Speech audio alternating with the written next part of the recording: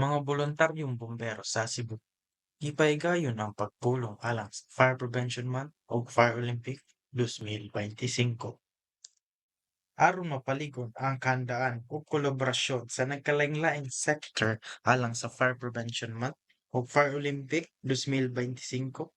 Ang Cebu City Fire Marshal, Fire Superintendent Rinaldo D. Inoc, uban ni Fire Senior Inspector Jimar F. Misiona, Chief Operations Section, mipasiugda og sa ka-meeting uban sa mga voluntaryong bumbero sa mga barangay o mga representante sa pribadong sektor, kompanya o industriya sa Dakbayan. Gipasiugda ni Fire Superintendent Inoc ang dakong papel sa mga voluntaryong bumbero sa barangay sa pagpalapad sa kahibalo sa publiko bahin sa fire prevention, emergency response o fire safety awareness. Sumala niya, ang ilang aktibong partisipasyon makatabang sa pagpakunhod sa insidente sa sunog o sa pagpaspas sa responde sa emerhensya. Gihangyo usab niya ang suporta ug kooperasyon sa komunidad ilabi na sa mga pribadong kumpanya aron mapalig-on ang kahandaan sa tibuok syudad batok sa sunog ug uban pang mga emerhensya. Usa sa mga pangunang hisgutan sa meeting mao ang Paralympics 2025, usa ka komprehensibong kompetisyon nga nagpatinguha sa paghasa sa kahanas, kusog ug kahibalo sa fire suppression ug emergency response.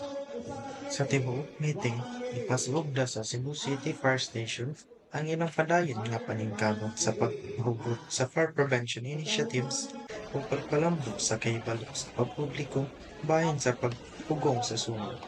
Pinaagi sa fire drills, seminars o community-based training. Ilang tumong nga magpaligpon sa kaandam ug kahibalo sa matag sektor sa komunidad. Dugang pa, naglaom ang Cebu City Fire Station pinaagi sa fire prevention activities o Fire Olympic.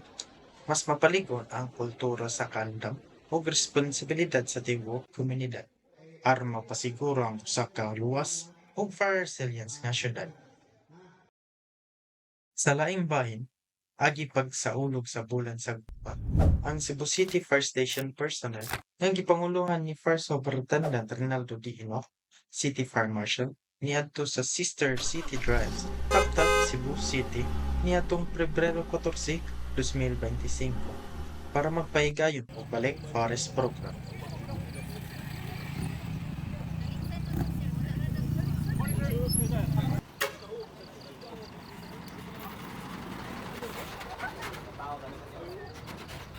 Ano naman ngayon, Valentine's Day. So yung mga walang partner, so yung pagkasyon, meaning ng Valentine's Day ba, pagmamahal. So ito yung pagmamahal sa kaliskasan, ito na lang natin gawin. No? Kasi yung iba malayo sa pamilya. Tulad ko, malayo naman.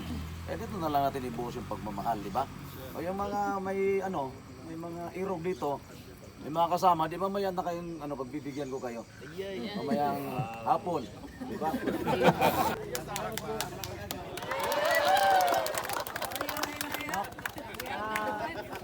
Kining inisyatibo sa pagpananog og kahoy nga moabot og 5 ka gatos nagpasiugda sa atong dili matarong nga dedikasyon sa pagkonserba sa kiniyaan ug paglikay sa sunog. Pinaagi sa pag-amuma sa atong kalasangan, atong gipangalipdan ang biodiversity, pakigbatok sa pagbag-o sa klima, ug paghimo nga mas lunhaw, mas himsog nga kaugmaon alang sa umaabot nga henerasyon. Alang sa BFP-TV, madasigon alang sa kaluwasan sa publiko. Kini si Fire Officer 2 Jade Anthony Esmeralda.